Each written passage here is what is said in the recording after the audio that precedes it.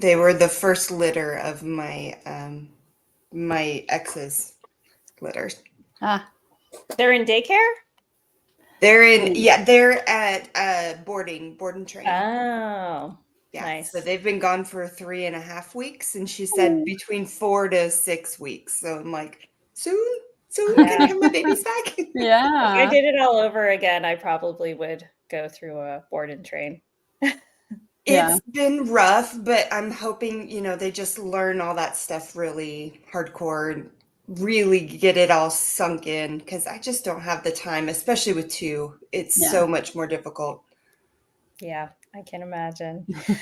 All right, well, we are live. Hello, everyone. Welcome. Happy Wednesday. My name is Ruby. I am the director of the Feed Real Institute, here today with my colleague, Kay Stewart, our canine nutrition researcher, writer, course instructor, everything Feed Real.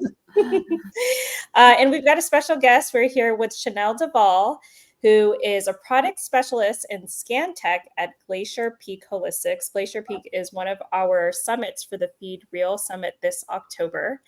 And we're going to be talking about pet intolerances and a lovely test that you have available from Glacier Peak. Welcome, Shanel. Thank you so much for joining us. Thank you. Appreciate being here. Awesome. Well, I know we have a lot of people in our audience that are familiar with Glacier Peak, and I'd say probably allergy or intolerance tests generally. So I'm really eager to learn more about what you guys are doing. And we already have Cleo's Legacy, KK Pause for Wellness in the audience. Anyone that's joining in live, tell us where you're joining from. And as you guys know, we normally go about an hour for our lives. We'll do some talking about Glacier Peak's products. So if you have any questions that are relevant to allergy tests, intolerances, anything that comes to mind, since we probably see itchy skin and inflammation and all kinds of things as common things among our pets, feel free to drop them in the comments. And as you know, we will get to them as we are on the live or at the end during our Q&A. All right, so we've got, let's see. Oh, it's someone else from Tennessee, Kay. I know, I see that. KK's Pause. Taylor's joining us from North Carolina. Lori, hey, Lori. From South Carolina, and Talking Paws Energy from Ohio, and the Holistic Companion Care Network girls. I love the HCCN girls. You're going to get a lot of good questions when these ladies are here. That's right. All right, so let's get started. Shanel, so tell us about Glacier Peak. Tell us a little bit more about your testing and what you guys offer. Okay. We've been around. Oh goodness, Mom had a health food store before this, so she started creating products about 20 years ago, maybe a little bit more than 20 years ago. And then she went off just specifically with dogs and cats. So my mom created Glacier Peak Holistics. I started working there about 1.5 years ago, and have kind of worked my way around, and I've been in the background for many, many years, helping make decisions and all that fun stuff. But we have products for dogs, cats, and horses. We do herbal remedies and tinctures and different products to try to help relieve all that itching and all the different issues that happen, diarrhea and vomiting and all the fun stuff that happens when animals are fed things that they don't like. So we created the Pet Intolerance Test to try to help people have a roadmap to be able to figure out what's going on, what they should avoid, what is kind of happening underneath. Because as you know, when you've got dogs and cats, they're not able to really tell you. So we have to really go off of what symptoms they've got going on, and the itchiness, the yeasty smells, the ear infections, all that kind of stuff. So we take the different symptoms that we see and what's going on as far as the results in the test, and then we can make some better adjustments on what supplements can help and how to get everybody feeling better. I think the words allergies, intolerance, sensitivities are oftentimes used interchangeably when they probably shouldn't. Can you talk about what the differences are between those terms? Sure. So allergies are going to be like true allergies that are going to cause a histamine reaction. That's going to be something that you're going to see in a blood test, or if usually generally with people, they do a scrape test, but I think for animals, they do like a punch test. But that's going to be when you go to your veterinarian and you have them send away a blood sample and get results back.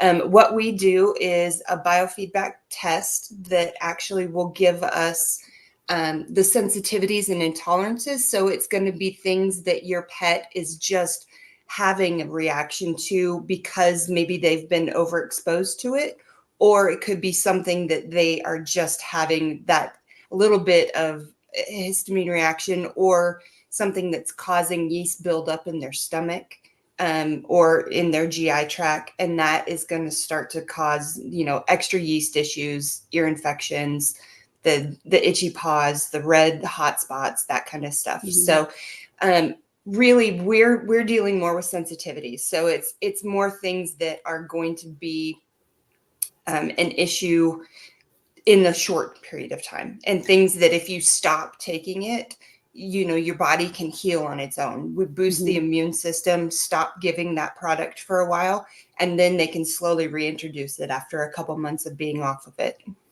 So it's not a true allergy when you're talking sensitivity or intolerance. It's that the body's Correct. just having a hard time with it at that given moment. Or Correct. Yeah, exactly. It's like extra stress on the body. And so that's what the test is picking up on, is the extra stress that's happening from being either overexposed to it, or they just have a low immune system at that point in time, and their body's just not able to handle whatever it is that is Mhm. popping up.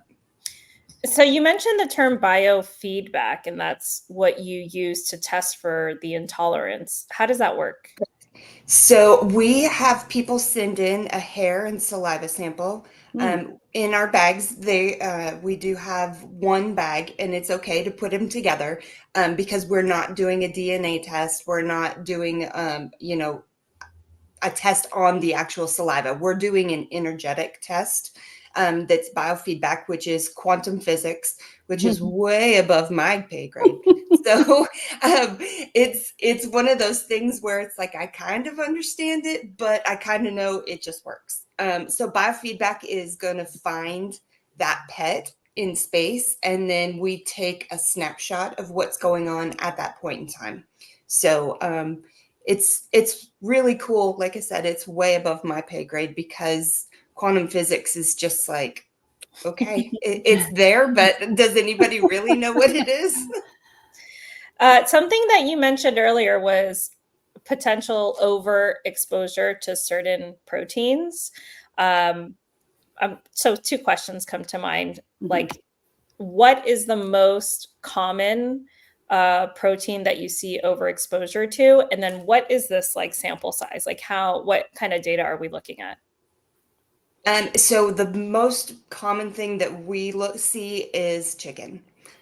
Chicken is in majority of kibbles, even some of the fresh pet and that kind of stuff. A lot of it is chicken, and people don't know that they need to rotate. They Mhm. don't know that they should, rotate every 6 months, every 3 months, depending on how their pet is.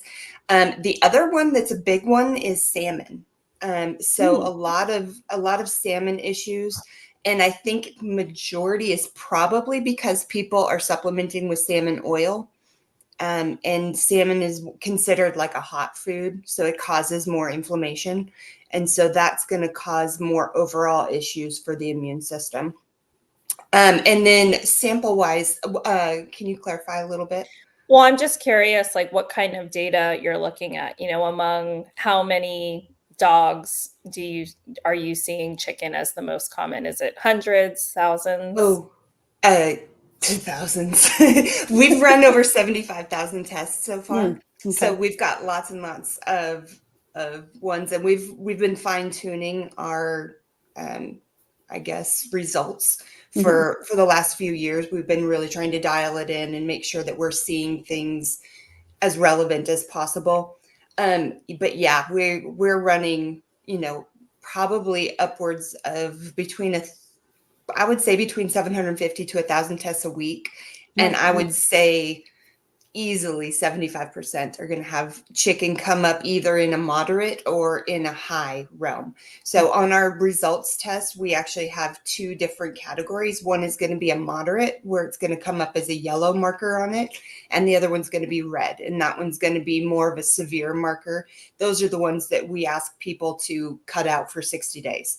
So if something comes up with red, we definitely want to get that away from the pet for the 60 days to let their system relax and recharge and reset, because if we allow them to not be overstimulated with it anymore, generally their bodies are going to heal on their own.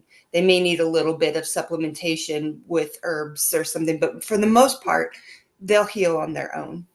Yeah. Yeah. Well, that's a decent sample size. Kay and I Yeah. are always critical of like studies that we see where there's like there were 8 dogs. Yeah. Oh yeah, no. Well, that's good. Good to hear. So if we have a pet that has a chicken intolerance shows up on one of their markers, is that like all chicken products, chicken broth, chicken eggs, or is it just the muscle meat protein itself? So we do have eggs separate. So for Mm. chicken, we do have egg yolk and egg white separately, because egg whites are more common in dog foods. So we've separated those out and added them in separately into the machines so that people can have a little bit better information about what to cut. But as far as chicken, if one of the proteins come up, like say chicken or beef, then we ask that, chicken broth, beef broth, anything that's going to have those protein symbols in them, or energies in them, we don't want to have any of that, just to let their system completely calm down. Sorry for the No meowing. problem. I've got a friend that just decided to join us. Well, that's good to know. And I think, generally speaking, when we do elimination diets, it's anything that's derived from Right. that protein that we want to steer clear of. We do get a lot of people in questions that we get in from the Institute about how to tackle these allergies and intolerances. I'm curious for our audience. I know we have, especially the HCCN ladies, they do their own consultations. I'm curious from you guys, are you seeing the same thing where the most common protein intolerance is chicken, or are you guys seeing something else? KK's Paws says they put salmon in everything too, which I think is really true. I think Yeah. a lot of people who are feeding a kibble diet and are at least somewhat educated about why we don't want to feed too many grains and starches, and they know that grain-free food doesn't cause DCM. They do tend to steer towards salmon food. I feel like that's the most marketed product that beyond anything that has chicken in them. Yeah. And a lot of them do have salmon oil. Even for a chicken kibble, they Mhm. have salmon oil in them as well, just to try to get the omegas.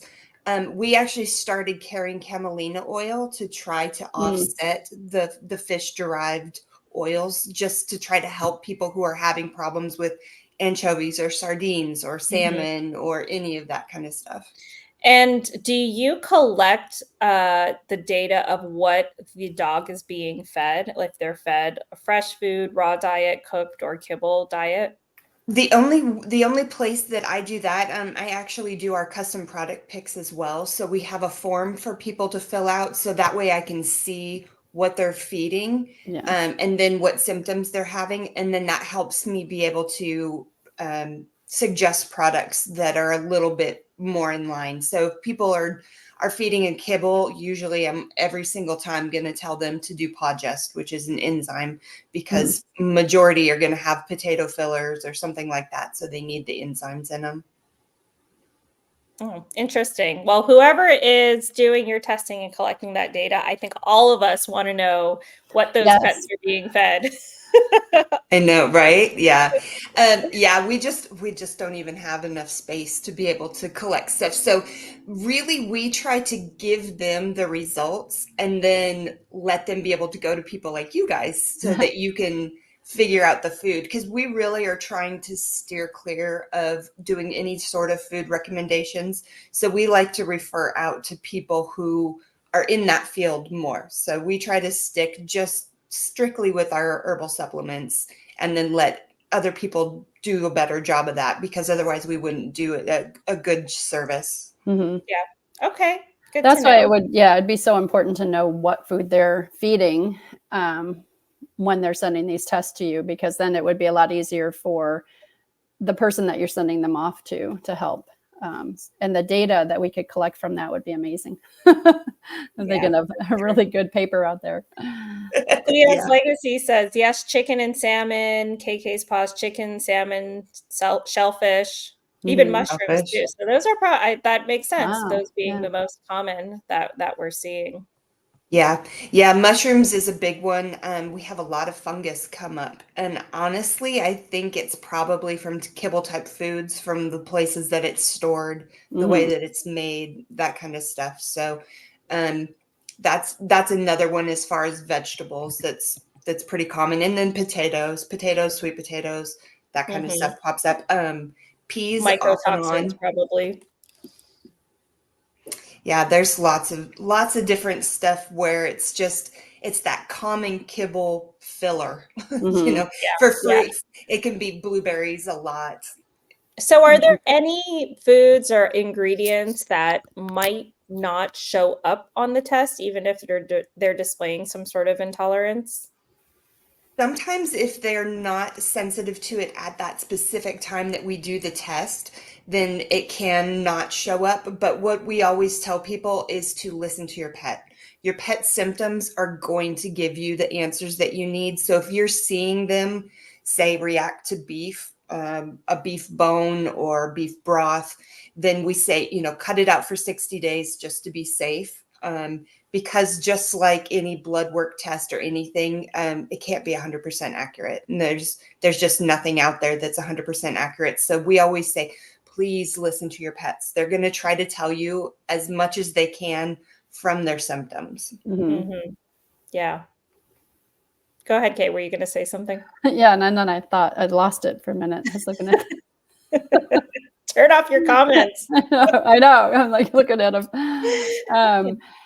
No, I think that the main thing you had mentioned on there that so many people pick one food and they stick with it. And so that constant bombarding of those same foods and those same fillers, if we can just get that mindset of variety and rotation, whether it's kibble or, with our raw feeding, that's what we really recommend, is that you rotate those proteins. You don't want to develop those sensitivities by giving the same one. And I think the quality of the protein is going to make a huge difference. Yeah, for sure. Dolores asked this a little bit earlier, what's the best alternative, suggesting venison, but I think Kay, you sort of answered that. Yeah. Which is Variety. feed variety as best as Right. you can. Yeah. And venison actually doesn't come up on ours a lot. Elk does. I know there's a couple raw food companies that do elk and venison together. So it could be that it's just picking up on the elk portion of that. But venison is a good alternative. Or if people are like, they want beef or they do lamb, then we say, maybe switch to turkey. So it's like rotating poultries to like large mammals or fishes. So it's like do that full variety, as long as you're not seeing any of that high red on their results. So many of us as raw feeders feed, I have probably at least 4 different proteins in each meal, between the fish, the muscle meat, the organ meat, and the raw meaty bones. And so we're going to have a lot of different proteins in there. And that's where I think variety is so key, because if you keep mixing those up, you're not going to get stuck into one rut of what protein you're feeding. Right. Yeah. And that's what's good too, is that, and then if you do the test, you've got, something shows up where you're starting to get hot spots or yeasty or something like that. And then one of those pops up, you can rotate that one out and rotate something else in. Yeah. That's great. Great idea. KK's Paws for wellness. How do you test the medicinal mushrooms? And I guess the secondary question to that is the mushrooms in Yeah. raw or after extraction? Do you have those variables available? We don't. So what we only have in the machine is all mushrooms. So if funguses and mushrooms come up, then we're marking all of them. There's so many hundreds and hundreds of different mushrooms. There's Right. just no way that we could isolate them all out. It would take forever, and our results pages would be 20 pages long. But we just have them down as all of them. And just because it's only 60 days that we're asking that you stop giving them. And then once we do introduce things back into their systems, we usually say introduce one thing at a time. So if you've been giving medicinal mushrooms, with any sort of supplementation, it's good to pulse anyway. Right. So it's good to take a break and to, let them not build up that intolerance to it. So taking that 60 days off, then start back in and give it for a couple days and then see if if you see any reactions. And if you don't, then, their immune system has probably been bumped up and they're feeling better. So then once one product has been introduced, then we say, then add another one back in and then just slowly do it like you would do an elimination diet. Sure. So do you have them retest then at some point, or are you just having them look at the clinical signs and figure it from there? Or So if people are still having pets have a lot of issues, so say, they've gotten a little bit better, but they've not gotten 100% better. And after 6 months, we say it's okay to go ahead and retest and see if things have shifted around. We generally say 6 months to a year is about the time that we ask people, if you're not seeing any symptoms and you've tried treating for yeast, usually that's always what's going on in the back is yeast or candida. So if you've tried to treat for those, then it's okay to go ahead and retest after that. We usually don't retest before that, just because we want people to be consistent and we want them to have that full 6 months to let that immune system calm down. We want to have a couple, at least 60 days. So that's 2 full months anyway of slow, cutting everything out. And then we want to slowly reintroduce back. So you're already talking 3 to 4 months if you're going through and doing things properly.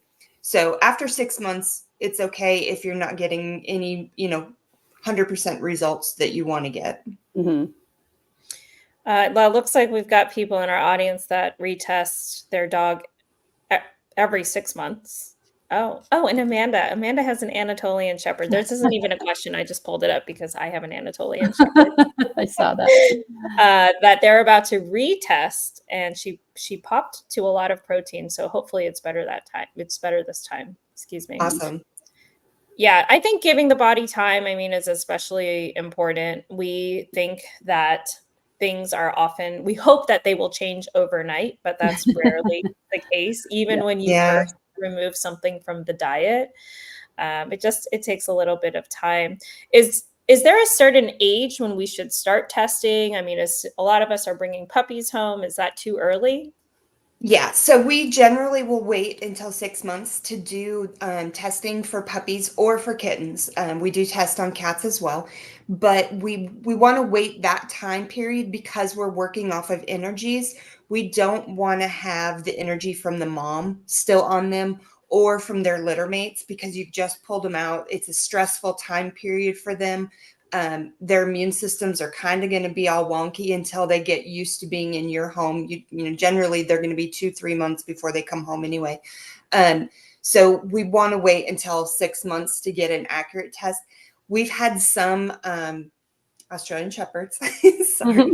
They generally have a lot of skin issues. So we've had a few that have come home and they're like, we've got to figure out what's going on. So 4 months, 5 months, we'll do it. And then we just give them that disclaimer of, this might not be fully accurate because you may be reading stuff off of the mom still or the litter mates, but it'll at least give you kind of an idea of what could be going on and things that you could cut out immediately that maybe will start giving some relief right away because that breed tends to be very, very itchy. And that's one of our biggest complaints.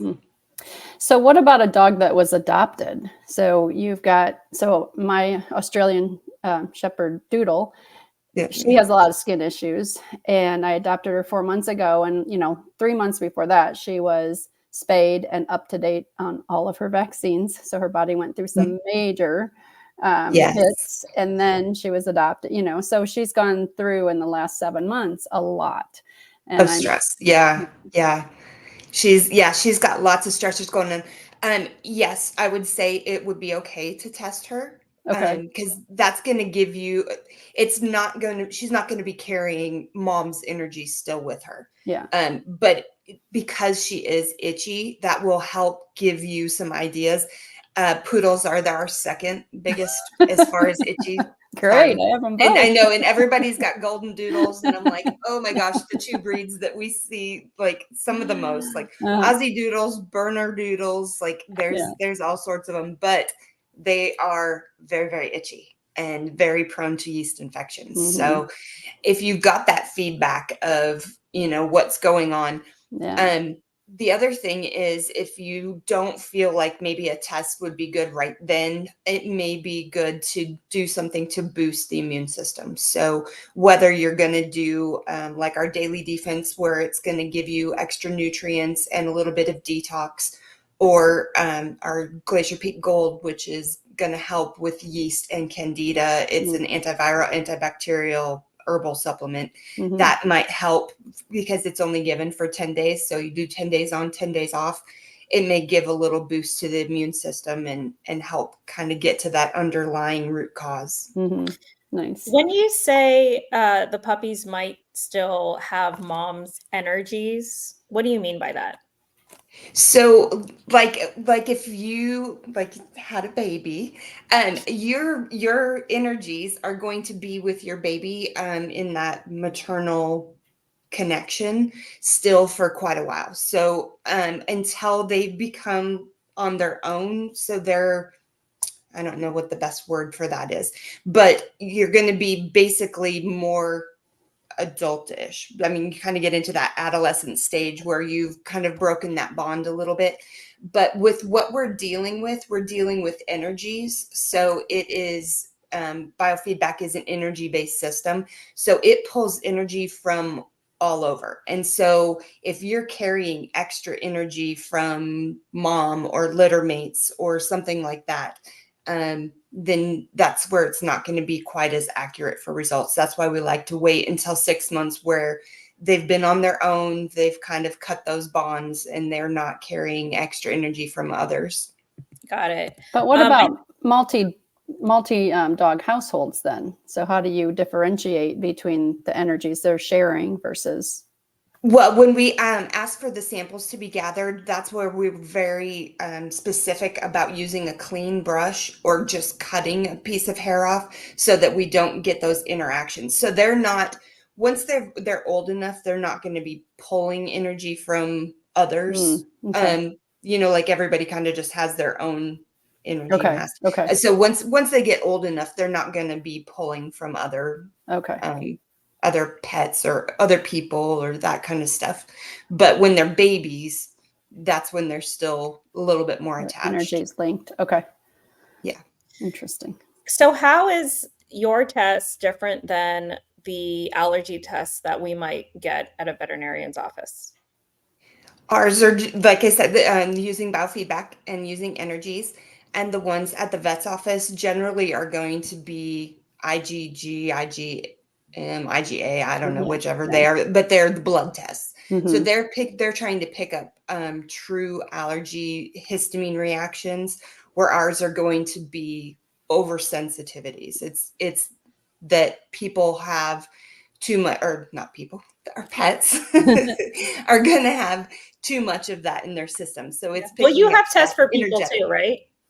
I know there are some, but we just do for pets. Oh, I thought for some reason the stress test, I was like, I need one of those.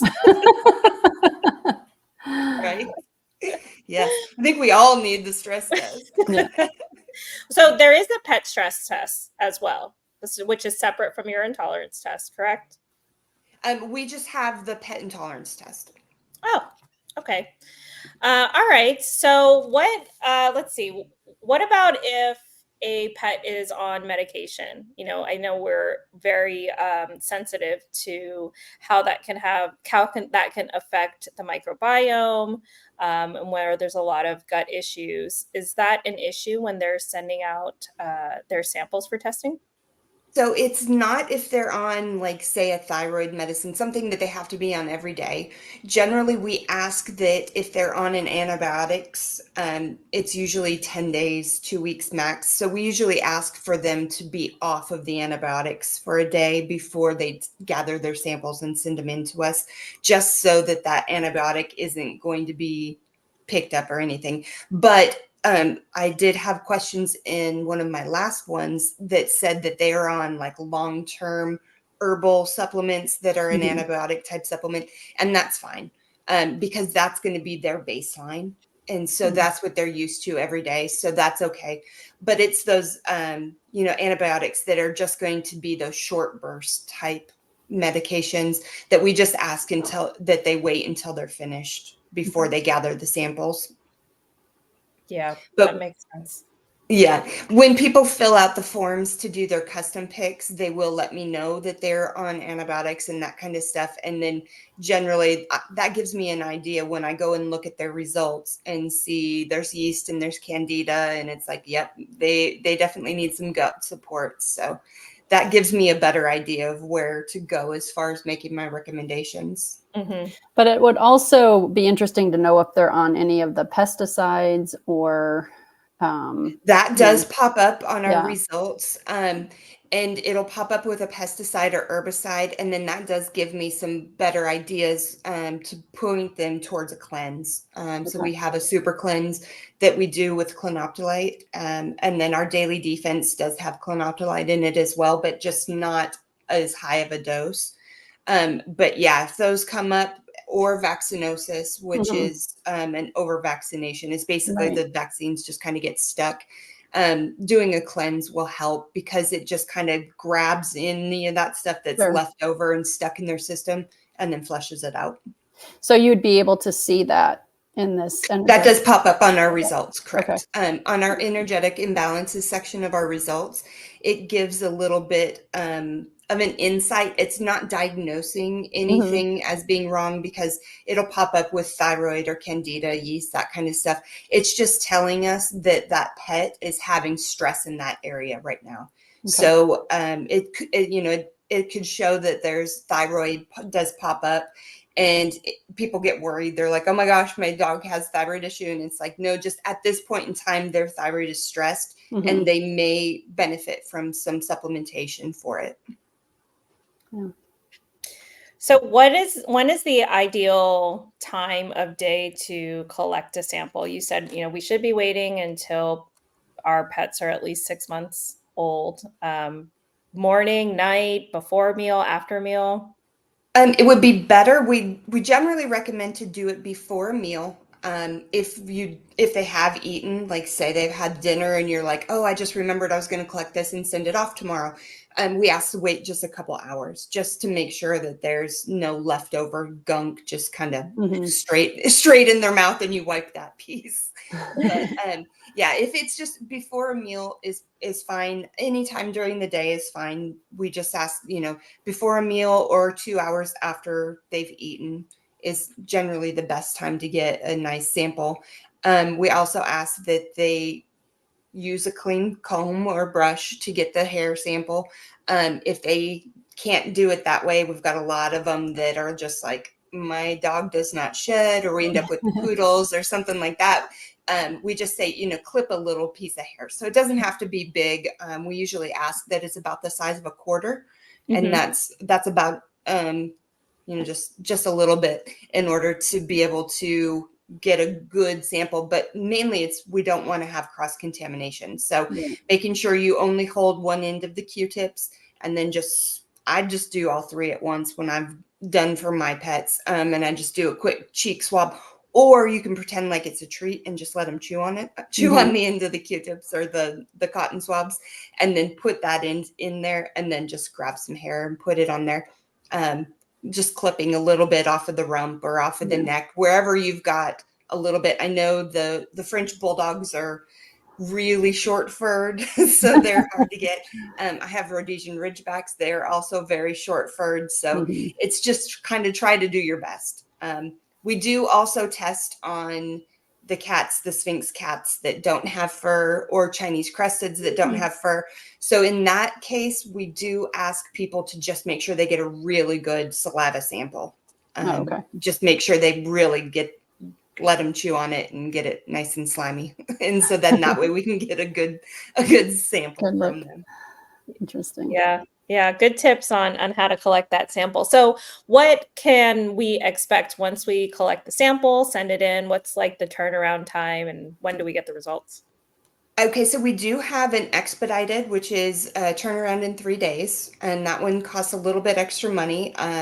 People can call in and upgrade it if we haven't already gotten their test, but our general turnaround time is 7 to 10 days, and that's usually the very end of it. Normally it's 5 to 7 is what we really shoot for. So we're trying to get these back out to everybody as soon as possible. When we get their samples, we will email them and let them know that we've received their samples and to expect the results in 5 to 7 business days. People just have to remember we don't work on the weekends, so it's business days. And then, but generally, 7 to 10 is our longest time period. That just kind of gives us a little bit of room in case something happens. But generally, we try to get them out as fast as we can, try to get them back to people in about a week, because we know, the pets are having problems. That's why people do the tests. So we want to get them their results. Yeah, and it's sometimes just so hard to watch them sort of struggling or suffering. Yeah. Or listen to them scratching. Exactly. I've heard a lot of people say they're in a cone, most of the day because they just will not stop, with their scratching or licking or biting their paws or whatever. So we really do work hard to try to get the results out as fast as possible. The biggest comment that I could give out to anybody is really double check your email address when you register your samples. We've had a lot lately where people have mistyped their email addresses, and then it tries to send it off, but then we just keep getting that Mailer Damon address not found, and until then they email in going, hey, where's our results? And then we're like, oh, here, we've got them, we're ready for you. But just really please try to double check. Yeah. Good advice. I see some questions coming in, and we're just about to get to them in a moment since we're about halfway into our live. If you guys are joining in and you've been waiting to type in your question, now is a good time to do it before we pull it up. Okay, so we get the results in 7 to 10 days, which I actually say that's a decent turnaround time. How does that look? Is it something we can easily read, or are we able to speak with a coach or like a consultant about what those results look like? So we send out the email, and it's in a PDF. So it's got everything listed by subtype. So proteins, poultry, grains, vegetables, fruits, everything is listed individually, petrochemicals, anything like that. And then we do have the link to the form to do the custom product pick. And then if people have other questions on top of all of that, then they can call in and try and talk to our customer service. And if it's food related questions, then we refer out to other places where they're going to get better information as far as cooking meals or what they should try to give as far as kibble or raw or homemade, trying to get into better food system. Got it. I have to ask this because the science in my brain is really wanting to know, what does the test look like? Like, I know what an IgA and an IgG test look like. How do you run an energetics test? So it's a special machine. Okay. It's a special machine with a special program for biofeedback. And so then we just put it on there, and it runs it. It finds where they are in space. So the way quantum physics works, if you know how like string theory works, where things can be in two places at the same time, It's that kind of stuff where Okay. the machine finds where the pet is, and then it makes like a bond with them, for lack of a better word. Like I said, that quantum physics part of it is way above my pay Yeah, grade. I'm I having a love hard time. physics. I love physics, but quantum physics, I'm like, Yeah, okay. I try to think about it like, everything is connected and time's not real, sure. and I just Yeah, yeah. I that's I where also have I'm going. I'm two like, how two does this bachelor's work? degree in science majors, and I'm like, I don't quite understand it, but it's working, so Okay. that's all I know. Okay. I'm just, like I said, yeah, because I'm trying to wrap my head around it too. Like, where is it pulling this stuff from? And yeah, Yes, I interesting. know exactly. Yeah. You can go down a big rabbit hole in quantum physics. I don't want to do that. Make your brain hurt. Yeah. So we've got a question here from Kamala or Camila. Would it be more beneficial to do this test before or after a blood panel with my vet? I believe it would be completely up to you. The blood panels, what we have found is that when you do a true allergy test with your vet, it's really quite rare to have a true allergy. So I know those tests can be very, very spendy. So it would really just be up to you.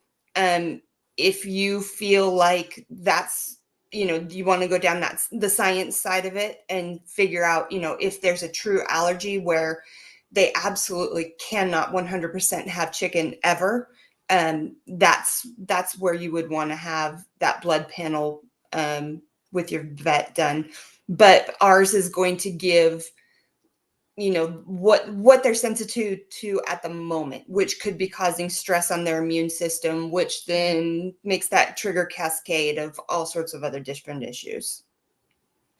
Yeah, Kay, I think you have answered this questions a few times about how often people should get comprehensive blood panels done. Do you have Mhm. anything to add to that? Yeah, because normally we suggest they do a comprehensive blood panel for everything, not just allergies, not even allergies, at least annually, especially as you're raw feeding, because you want to make sure you're hitting all those nutrient points. I say that because people say that we're going to cause imbalances, but honestly, I think the kibble fed dogs probably have more imbalances than the raw fed. They Um, do. so I really encourage people to use that annual visit to their veterinarian for that rather than over vaccines and all of that. So I Yeah. really, really encourage them to still visit the veterinarian once a year. But by doing comprehensive blood work, we might be able to pick up on some immune issues, but we're not going to see these sensitivity issues. So I think a combination, and that's the other thing I really encourage, is that people use these other modalities like hair tissue analysis and that kind of thing. And this is a great one to add in there, that you're going to get a good comprehensive picture of what's going on with your dog. Yeah. And as Chanel said, this is like a snapshot in Mm-hmm. time of what's happening if your pet is dealing with a particular issue Yeah. currently. And that Mm-hmm. doesn't always show up in a comprehensive blood panel either. Absolutely. Right. It really depends why you're seeking these tests. Mm-hmm. Yeah.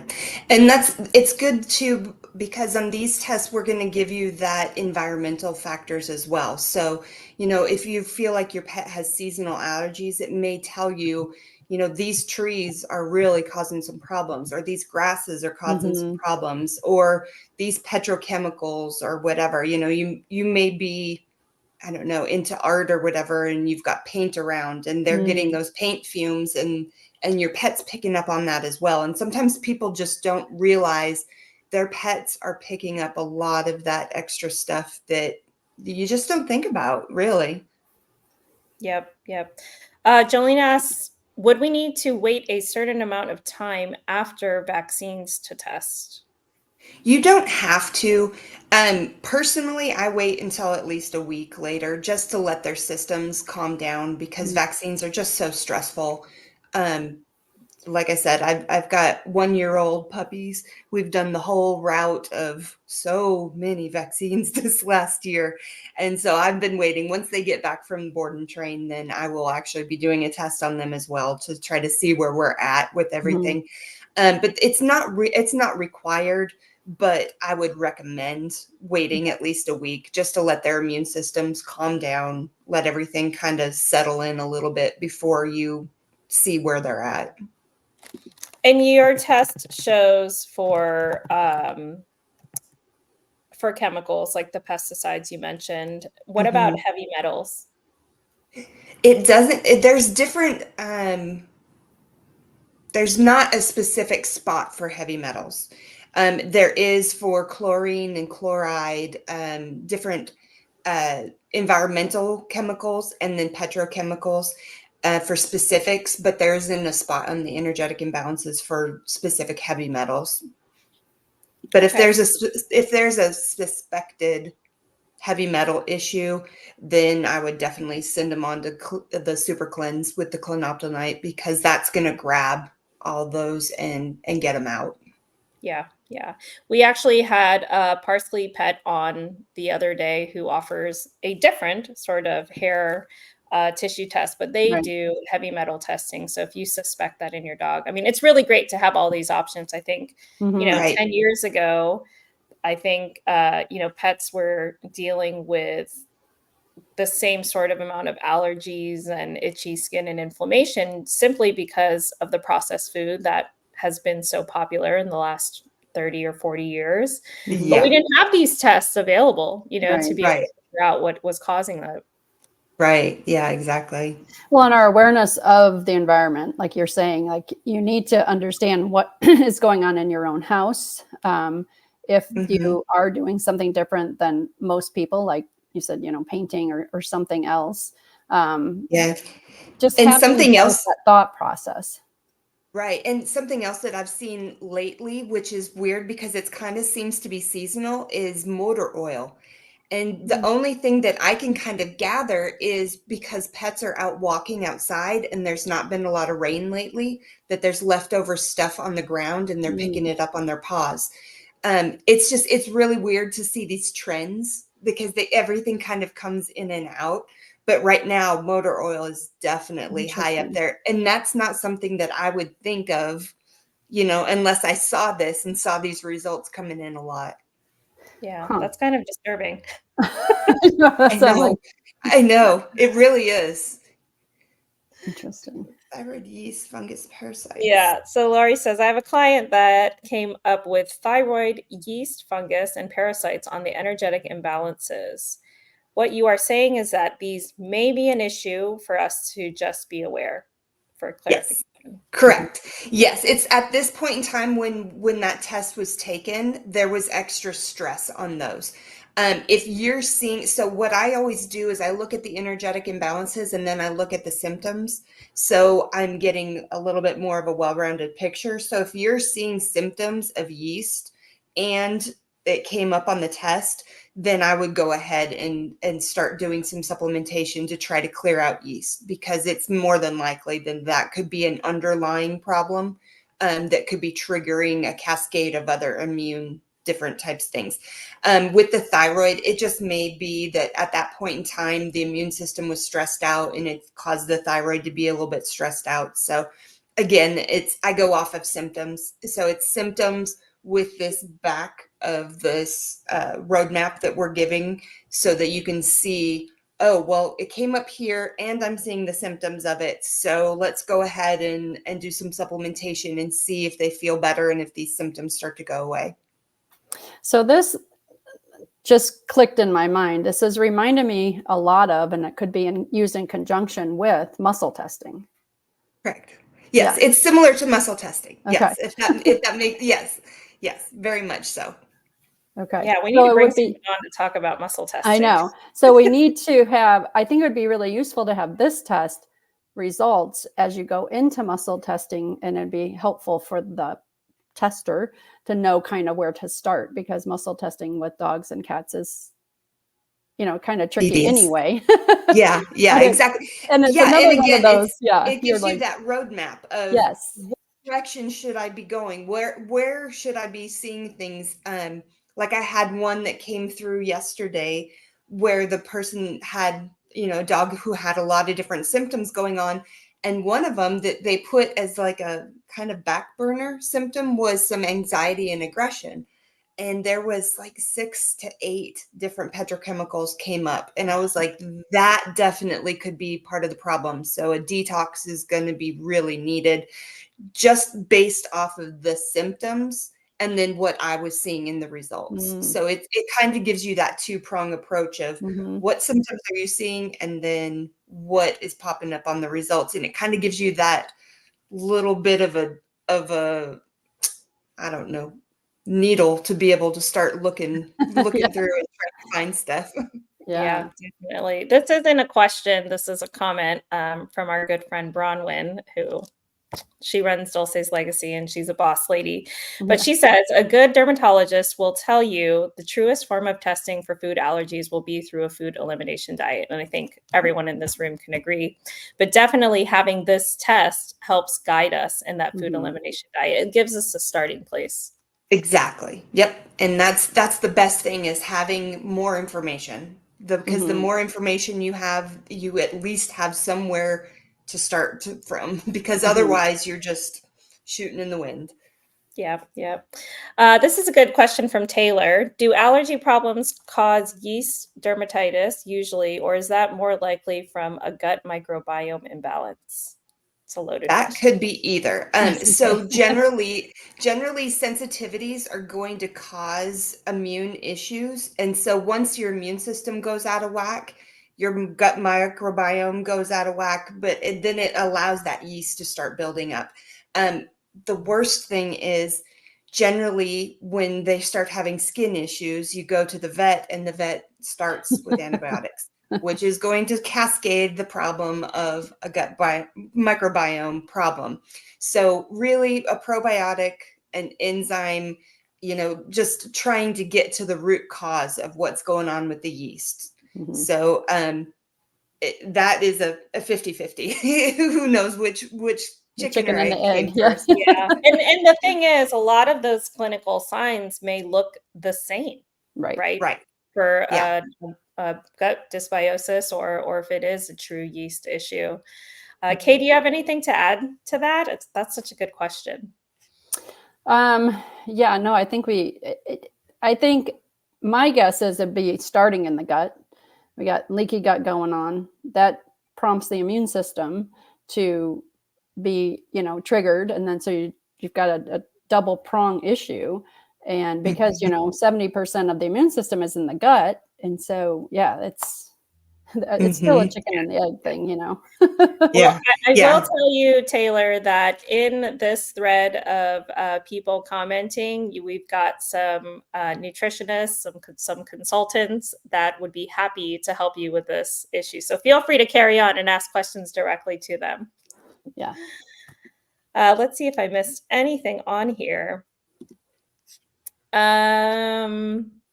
Did I get all of your questions? I think so. Yeah. Is there anything that you'd like to add, Shanel, about how your tests are different or something that you'd want our audience to know? Just mainly that we're trying our hardest to get this stuff out as fast as possible just to try to help people get their results. We've switched over to a computerized system now to try to facilitate that and be able to have that PDF form where it's a little bit easier to read. It's a little bit cleaner to have everything sectioned out. And we're just trying to get going and get out there a little bit more. After COVID, we kind of stopped everything during COVID. So it'll be fun to be out and be at the Institute at the summit and be able to see everybody, and it'll be fun. Yeah, so Glacier Peak Holistics is going to have a table set up at our Feed Rail Summit this October here in San Diego. It is a sold out event, but we've got some tickets that our vendors were slated to give away, and some of them didn't have a chance to do that. So those are going to be available for those of you that are on our wait list. Shanel, you said unfortunately you won't be the one joining us at the table, but you'll have Jesse and who else did you mention? Bethany will be there as well. Okay. Both of our Awesome. wholesale reps will be there. Yep. Perfect. And they'll be able to explain everything. They both are extremely well versed in all of this. So they will be able to answer everybody's questions as far as products, the different herbal supplements that we carry, as well as the test. And they'll have examples of the test and results and what those look Nice. like to be able to give people some ideas of what to expect once they get everything back. Awesome. Well, thank you so much for joining us today. Thank you, everyone, for tuning in. Happy Wednesday again. Yes. And hopefully we'll see you guys soon. Thank Sounds you so great. much. Thank you.